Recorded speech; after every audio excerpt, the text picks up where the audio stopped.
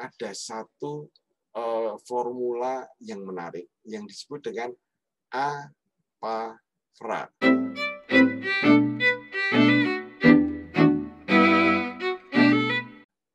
Ya, saya ulangi lagi, APAFRA.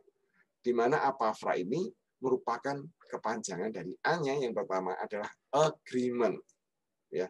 P-nya presentation, A yang kedua action, ya.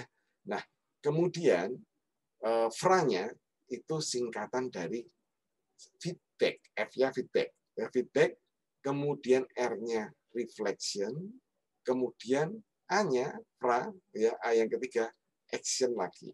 Di dalam sebuah program mentoring, kemungkinan keberhasilannya akan meningkat jauh bila kemudian sense of belonging terhadap program mentoring ini dimiliki oleh para mentee. Oleh karena itu, di dalam formula APAFRA program mentoring ini tadi, sedari awal kemudian mentor mengundang, mengajak mentinya untuk bersepakat bahwa dia menti, ya, mentinya tadi harus dari awal itu aktif. Dialah yang menjadi aktor utama di dalam program mentoring itu. Kesadaran ini harus dimunculkan oleh mentor kepada mentinya, sehingga menti ini betul-betul memiliki rasa memiliki. Sehingga di awal agreement tadi, kemudian menti memiliki kesepakatan, bersepakat untuk dia aktif pada proses-proses berikutnya. Sehingga pada presentation, nanti yang akan presentasi, itu mentinya, bukan mentor, mentinya. Menti diajak untuk kemudian mempresentasikan apa kompetensi yang akan dia kembangkan kepada para stakeholder. Stakeholder ya sangat bisa jadi adalah mereka-mereka yang menjadi user, adalah mereka-mereka yang memang dalam keseharian kegiatan kerjanya itu sering berinteraksi dengan menti tadi. Nah, pada waktu presentasi tadi, menti menceritakan apa kompetensi yang akan dia kembangkan di dalam program mentoring.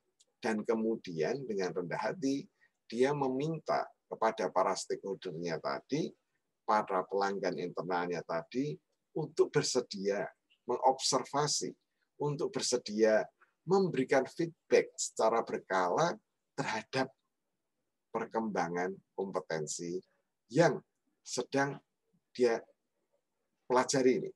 Ya, nah, itu presentation.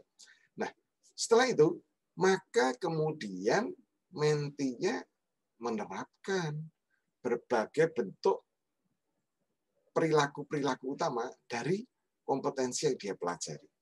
Nah, ini yang akan kemudian diobservasi, dilihat oleh para stakeholder, oleh para pelanggan internalnya tadi.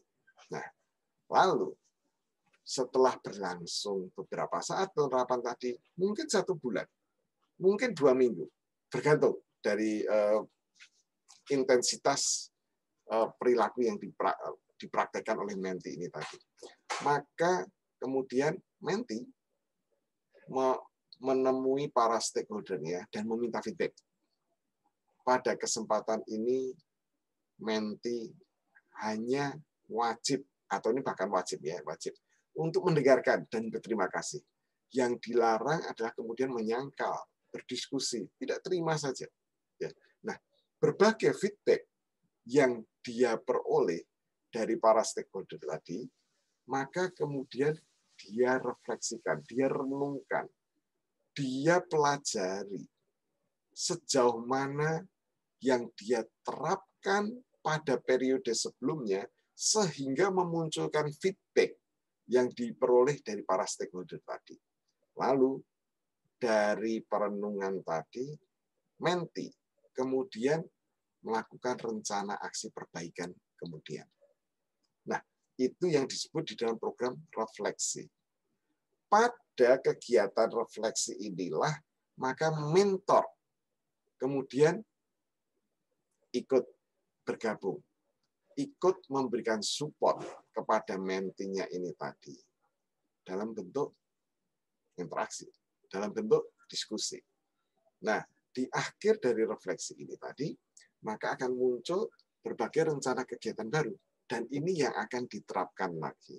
Kemudian, selama beberapa periode, ya selama mungkin tadi 2 minggu, atau 3 minggu, atau 1 bulan, gitu ya, maka menti kembali menemui para stakeholder-nya, pelanggan internalnya, dan kembali minta feedback. Lalu refleksi lagi. Lalu membuat rencana perbaikan lagi dan diterapkan. Sehingga kalau di dalam Apafra, apanya berlangsung hanya sekali. Ya, tadi agreement, presentation, kemudian action yang pertama. Tetapi lalu feedback, reflection, action, feedback, reflection, action. Ini bisa berlangsung berkali-kali. Ya, berulang. Ya, berulang. Dan kemudian selama ya periode tertentu, kemudian yang disepakati dilakukan evaluasi, di mana di dalam evaluasi tadi para stakeholder yang tadi memberikan hasil observasinya, memberikan feedback, itu juga diajak untuk memberikan evaluasi, untuk melihat sejauh mana para menti ini tadi betul-betul kemudian bertumbuh,